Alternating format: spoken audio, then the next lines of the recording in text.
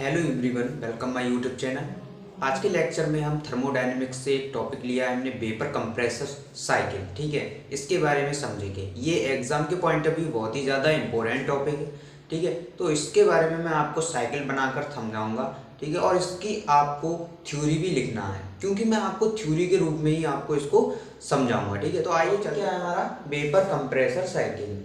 तो इसे मैंने एक साइकिल के रूप में आपके लिए प्रस्तुत किया है। तो यहाँ पे आपको दिखता होगा कि यहाँ पर वेपर कंप्रेसर साइकिल क्या होती है। इसको हम बेसिकली एक एक्चुअल रेफ्रिजरेशन भी बोलते हैं। ठीक है, एक्चुअल रेफ्रिजरेशन भी बोलते हैं इसको। तो ये एक हमारी एक्चुअल रेफ्रिजरेशन साइकिल भी हो जाएगी, यानी कि इसको हम एक्चुअल रेफ्रिजरेशन साइकिल भी बोलेंगे। ठीक है, तो आपको दिखता होगा कि इसमें 4 प्रोसेस होते हैं। 4 प्रोसेस कौन कौन से होते हैं? पहला होता है रेफ्रिजरेटर, दूसरा होता है कंप्रेसर, तीसरा है कंडेंसर और चौथा है थ्रोटल वाल्व। तो इनके क्या क्या कार्य हैं, तो आइए चलते हैं टॉपिक पर समझते हैं। देखो, रेफ्रिजरेटर सबसे पहला हमारा जो प्रोसेस होता है रेफ्रिजरेटर। तो रेफ्रिजरेटर में क्या होता है, ये यहाँ पर हमारा कोई भी इसमें कोई वर्क दिया जाता है। ठीक है, डब्ल्यू वर्क दिया जाता है, और यहाँ पर हम कांस्टेंट टेम्परेचर और कांस्टेंट प्रेशर पर जो लिक्विड होता है उसको हम वेपर फेज में कन्वर्ट करते हैं। बस इतना इसका कार्य होता है रेफ्रिजरेटर का। ठीक है, अब दूसरे वाले टॉपिक पे चलते हैं। दूसरा वाला यानी कि दूसरा प्रोसेस क्या होता है हमारा? कंप्रेसर। कंप्रेसर क्या करता है, जो हमारा रेफ्रिजरेटर से जो प्राप्त वेपर होती है, यानी कि जो सैचुरेटेड वेपर होती है, उसको सुपर सैचुरेटेड वेपर में कन्वर्ट किया जाता है। ठीक है, सुपर सैचुरेटेड वेपर में कन्वर्ट किया जाता है। तो यहाँ पर क्या होता है कि जब सुपर सैचुरेटेड वेपर का मतलब क्या होता है, यहाँ पर टेम्परेचर और प्रेशर दोनों इंक्रीज हो जाते हैं। यानी कि कंप्रेसर का मतलब होता है उसको दबाना।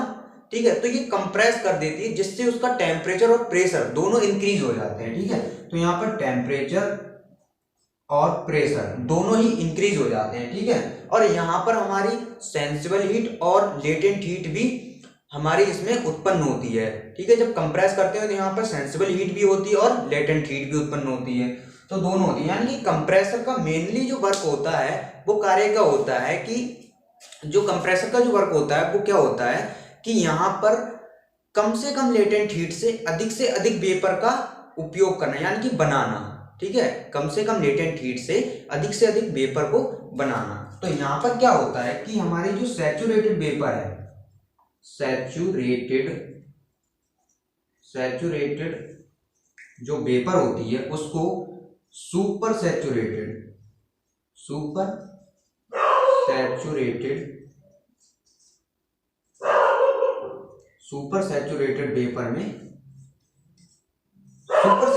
वेपर में कन्वर्ट करना होता है। ठीक है, ये हमारा प्रेशर है। अब यहाँ पर क्या होता है कि अब यहाँ पे हमारी सुपर सैचुरेटेड वेपर बन गई। अब चलते हैं हम तीसरे प्रोसेस पर। तीसरा प्रोसेस क्या है हमारा? कंडेंसर। कंडेंसर का बेसिकली जो कार्य होता है वो होता है हमारी वेपर को लिक्विड फेज में कन्वर्ट करना। ठीक है, तो यहाँ भी हम क्या करते हैं, जो सुपर सैचुरेटेड वेपर होती है उसको ये सुपर सैचुरेटेड लिक्विड में कन्वर्ट कर देता है। सुपर सैचुरेटेड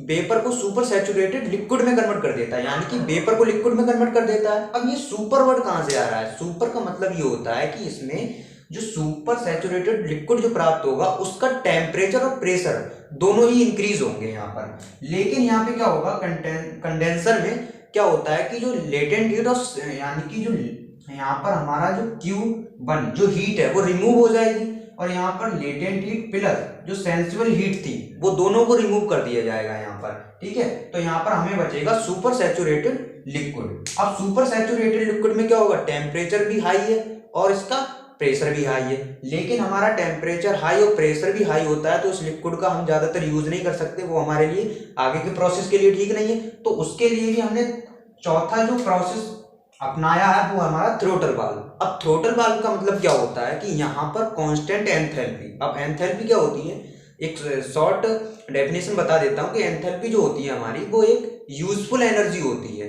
ठीक है, किसी भी प्रोसेस में हम सिस्टम की यूजफुल एनर्जी को एंथैल्पी बोलते हैं। तो यहाँ पर एंथैल्पी हमारी क्या होगी, कांस्टेंट रहेगी। तो एंथैल्पी, कांस्टेंट एंथैल्पी पर हम जो सुपर सैचुरेटेड लिक्विड है उसको हम एक केवल लिक्विड में कन्वर्ट कर देते हैं, यानी कि सैचुरेटेड लिक्विड में कन्वर्ट कर देते हैं। सैचुरेटेड लिक्विड, अब सैचुरेटेड लिक्विड मतलब जहां पर टेम्परेचर भी लो हो जाएगा और प्रेशर भी लो हो जाएगा। थ्रॉटल वाल्व का बेसिकली कार्य होता है कि वो जो हमारी सुपर सैचुरेटेड लिक्विड को वो एक्सपेंड कर देता है, ठीक है, उसको एक्सपेंड कर देता है। जब एक्सपेंड कर देगा तो उसका प्रेशर भी कम हो जाएगा और उसका टेम्परेचर भी कम हो जाएगा। अब उसको हम क्या करते हैं, जो हमारा सैचुरेटेड लिक्विड होता है उसको हम दोबारा से रेफ्रिजरेटर में भेज देते हैं। अब रेफ्रिजरेटर में भेज देते हैं तो यही साइकिल बार बार रिपीट होती रहती है, ठीक है। तो इसको हम वेपर कंप्रेसर साइकिल बोलते हैं। आइए इसकी हम सीओपी और जान लेते हैं, यानी कि सीओपी क्या होती है, कोफिशिएंट ऑफ परफॉर्मेंस, ठीक है। तो मैं यहाँ पे बता देता हूँ COP. COP coefficient of performance होती है, एक प्रकार की इफिशियंसी बोलते हैं इसको। ये होती है आउटपुट अपॉन इनपुट, ठीक है, आउटपुट अपॉन इनपुट। अब इनपुट के रूप में क्या दे रहा है, वर्क दे रहा है, इनपुट के रूप में वर्क दे रहा है, और आउटपुट के रूप में क्या मिल रही है, Q1, Q1 मिल रही है। अब W क्या होता है हमारा, W होता है Q1 अपॉन W होता है Q2 माइनस Q1, ठीक है। ये आ जाएगी हमारी सीओपी। सीओपी किसकी आ जाएगी, वेपर कंप्रेसर और साइकिल की, ठीक है। तो आज के लेक्चर में बस इतना ही। लेक्चर कैसा लगा कमेंट में जरूर बताएं। अगर समझ में आया हो तो लेक्चर को लाइक करें और शेयर करें, और चैनल पे आप नए हैं तो चैनल को सब्सक्राइब करें। Thank you so much.